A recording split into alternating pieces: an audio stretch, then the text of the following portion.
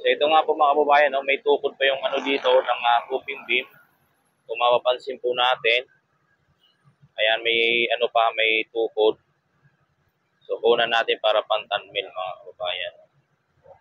May tukod.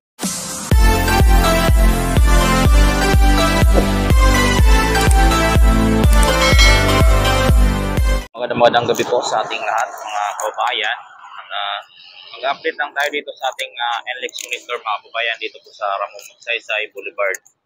So nandito po tayo, magandang gabi, magandang umaga, magandang hapon po sa ating lahat sa Luzon, Visayas at Mindanao at sa ating mga OFW mga kababayan. So nandito tayo mga kababayan at mag-update lang tayo dito. At ito yung ating mga equipment dito. Dalawang crawler crane at saka isang hydraulic crane mga kababayan. So time check po tayo mga kababayan. Oras po natin ay alas 12 eksakto po ng gabi mga kababayan. So nandito tayo upang magbigay update lang po mga kababayan sa mga nangyari nung mga nakarang araw, no?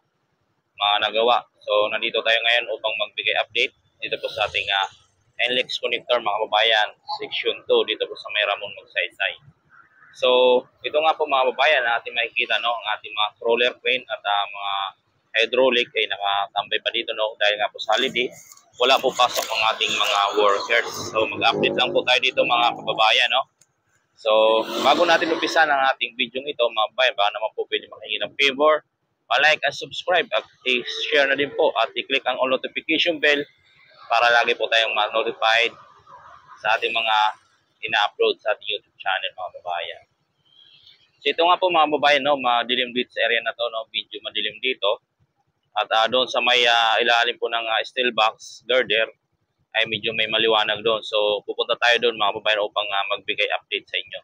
So tara, let's go mga kababayan. Mag-update lang tayo mga kababayan.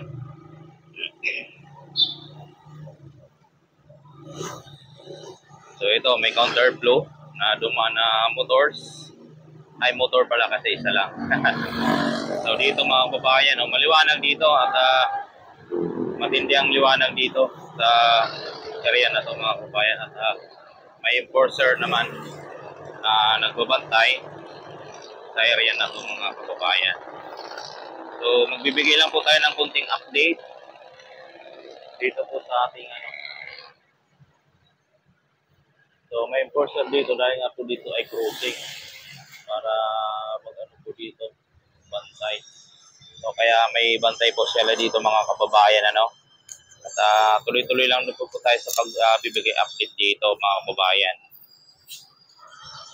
So ayan, at napakalakas ng sounds na yun mga kababayan, no. Grabe. Ang lakas ng sounds.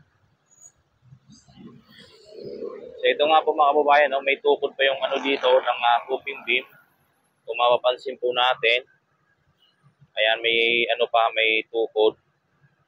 So kunan natin para pantanmil mga kababayan. May tukod pa siya. Hindi pa siya nababaklas. Kahit dun sa may kabila, oh. Ayan, kung makikita natin, no, may tukod pa, oh. Ayan. May tukod pa siya mga kababayan. Hindi pa siya tinatanggal ang supporter.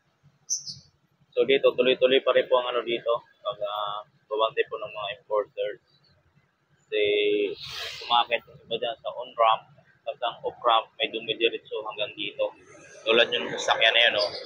Dumidiretso galing on-ramp, stay off-ramp mga kababayan. At tuloy-tuloy lang po tayo sa pagbibigay update mga kababayan dito po sa ating NLEX connector, Ramon Magsaysay Boulevard. So ayan po ang ating steel box girder, no? Ayan.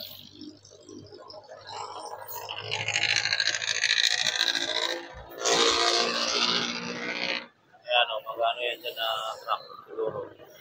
Ang lift ko yan.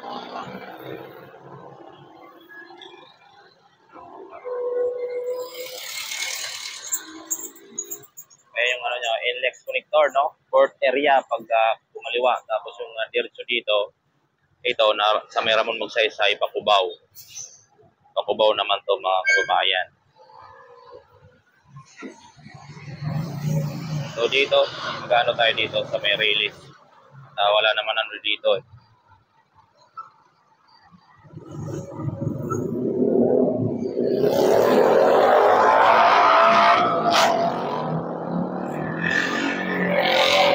Medyo malinis na dito sa area mga kababayan.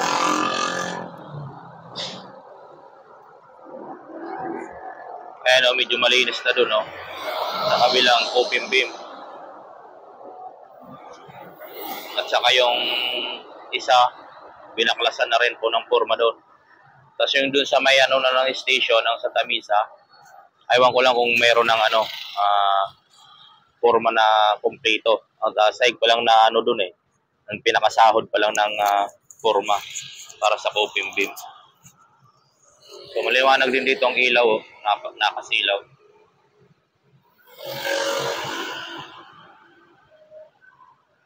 Tuloy-tuloy lang po tayo mga kababayan oh, sa pagbibigay update. Ayan oh, kung ano yung lupa mga kababayan oh,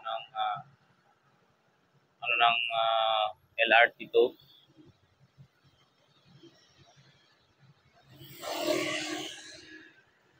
Kita nyo yung lupa, nag-ano siya, nag-alalaglagan. Kaya kailangan talaga ng flooring na tulad niya no, na ano, pile cap concrete para hindi siya malaglag. Ayan yung prop natin, no? Napakaganda. Espoltado talaga mga kababayan. Ayan, no? May bababa na sasakyan eh.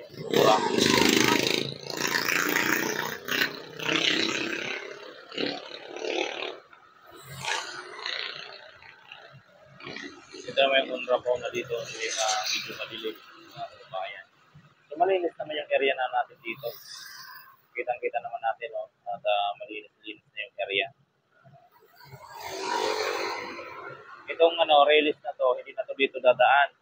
Doon na to dadaan sa may kabilang kanto. Yung kanto doon na to dadaan. At hindi na to dito dadaan kasi sasayad na siya kasi itataas na tong ano, itataas na tong PNR natin. Doon na to dadaan sa may isang kanto doon. Dito sa bandang kaliwa natin sa ramp, may isang kanto dyan. Diyan na po yung dadaan ng PNR mga kabayan. So may maano naman po dyan mga kabahayan, mag-demolition. So yan po ang ating update dito mga kababayan sa ating NLEX connector, no? At ito lang po ang ating update at update lang tayo kahit walang gumawa at meron naman tayo nakikita i-update mga kababayan. So yan lang po mga kababayan, sa gabing ito ang ating update, no mga kababayan. So maraming salamat sa walang sawang pagsusuporta sa ating YouTube channel kay Chef Motovlog mga kababayan. At huwag kalimutan i-share no mga kababayan ating video kung nagustuhan nyo, no, at i-like. At para mas marami pa po ang makapanood itong ating video mga kababayan. So maraming salamat, God bless, and magandang gabi po sa inyong lahat. Magandang umaga at magandang hapon po sa inyong lahat sa Luzon, Visayas, at Mindanao at ating mga OFW. So God bless and advance Happy New Year po sa ating lahat.